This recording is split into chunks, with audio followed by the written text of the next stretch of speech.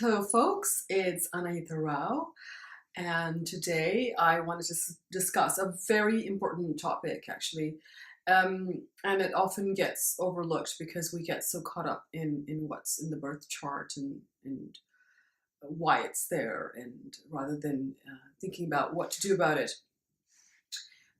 So of course the essence of Jyotish is to identify the karmic points in your birth chart and perhaps your purpose and your spiritual path. But also one of the essential tools that Jyotish gives us is how to remedy this karma so that it is manageable and so that your goals are achievable. So what I'm going to do today is I'm going to speak about each planet and the remedial measures for them individually. But first I want to cover some very general points about remedies and what they mean. So this info is going to be repeated in the earlier few minutes of each video. Okay, so let's get started with that, yeah?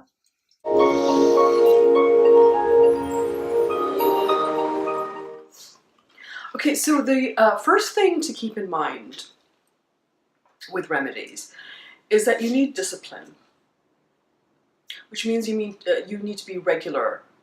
You need to have a sustainable spiritual practice so that you can be regular.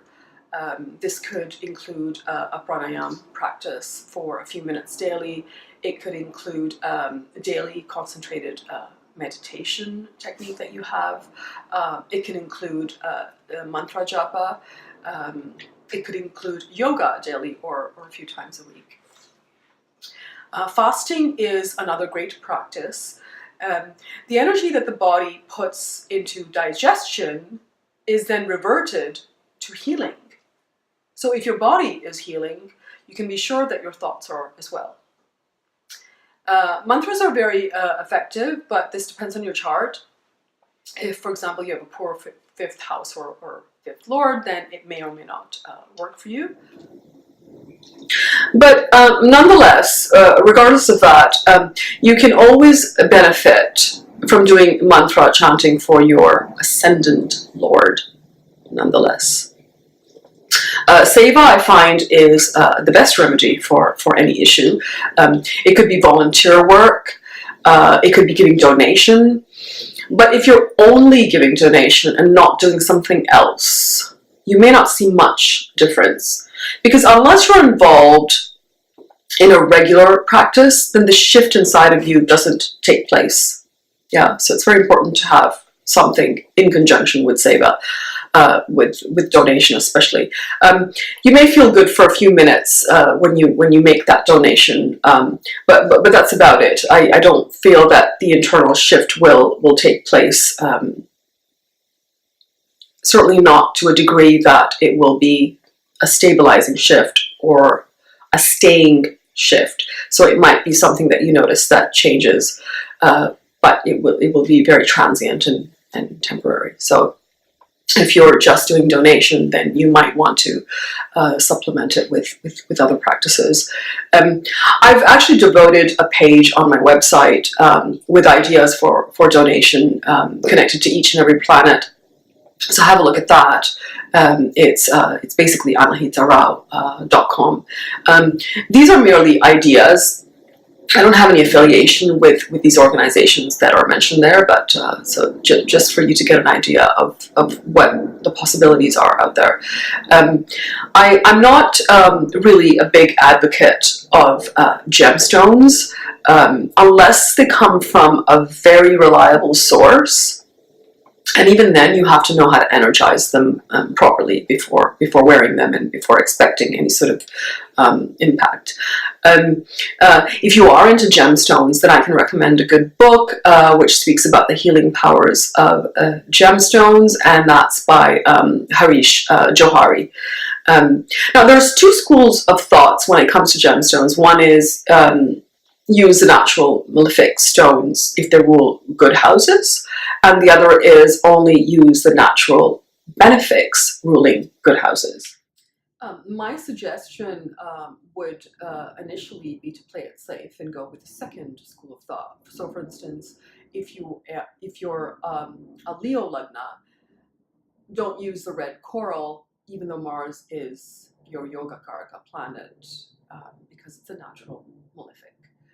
Instead, use the yellow sapphire because Jupiter is benefic and it rules your fifth house. So when you wear a stone in your right hand, this is ruled by Jupiter, so it will increase the stone's good energy. The left hand is ruled by Venus, and it decreases energy.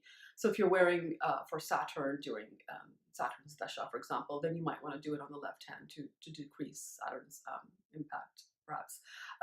As I said, however, gemstone is not the remedy that I would recommend, because for a remedy to be really effective, you must participate in the action, because in this way you will be burning off the old karma. Right? Because karma in itself is action, so you need action to burn that off. So the karma that is standing in the way basically creates an obstacle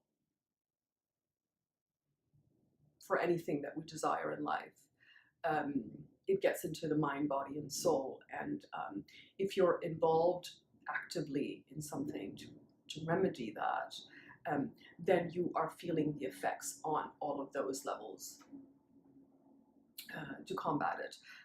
If you wear a gemstone, then again, do so in conjunction with another remedy, such as kriya, such as fasting, such as mantra japa on a daily basis. And of course, seva is fantastic, and so is donation. Yeah.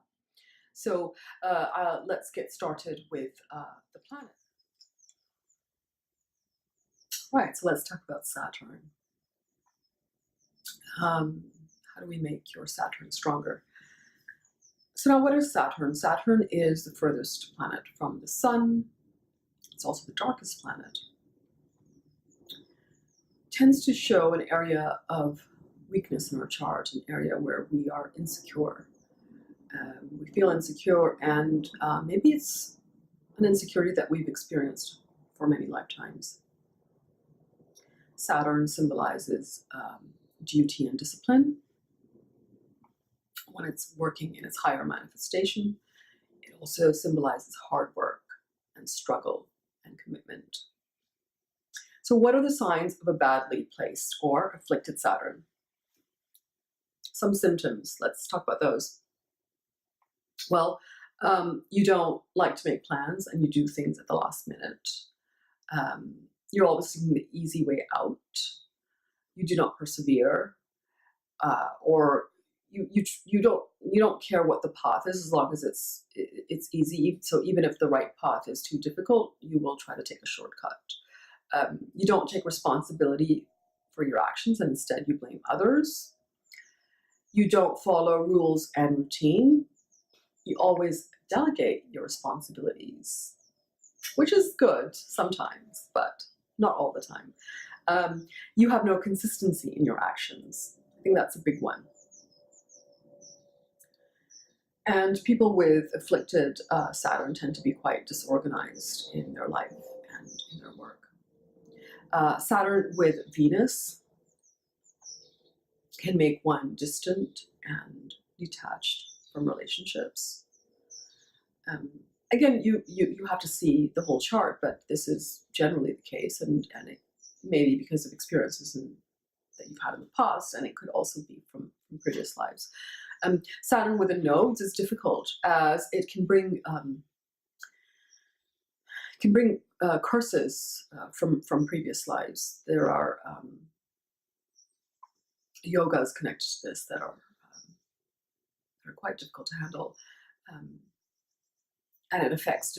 The impact is dependent on what Saturn represents in your chart, and this will especially play out in Saturn's dasha, or it could play out in the nodes dasha that it's sitting with. And Saturn gets exalted in Libra. So to strengthen Saturn, we have to look at some activities related to the natural seventh house. And what are those? Balanced action. So being diplomatic and fair in your dealings. Another would be all-inclusive with people. So don't discriminate or judge based on race, religion, culture, or language. That is definitely something that Saturn does not like. Develop relationships with people from all walks of life. Feed the poor or the distraught. That is something that Saturn really loves. Cultivate discipline. This is the most important thing to do with a badly afflicted Saturn. Yeah. Any sort of seva is great, and any Shiv mantra is also very beneficial. Giving donations to others is a fantastic remedy for Saturn, especially to beggars or homeless people. Fasting on Saturdays, again, really good. You are basically strengthening your mind this way so that the outside forces don't bother you. And fasting grounds the mind, focuses it. Saturn will force you to work in the areas that you have neglected in your past lives. Treat your subordinates well. Treat your domestic help very well. Donate to the sick, the elderly, the poor, the homeless, the helpless, which can include animals as well, of course. Caring for a dog is a very good remedy for Saturn. Om Namah Shivaya is the best mantra to chant to remedy any Saturn afflictions, and any puja for Hanuman is also a fantastic remedy, including listening to the Hanuman Chalisa. What are some of the benefits you would get? More patience, more strength, more stamina, improves luck with your work life, self-discipline, increases your status, and it gives you more discipline for studying and learning as well. Yeah. So that's it for Saturn. I hope that you found that helpful, folks. Thank you.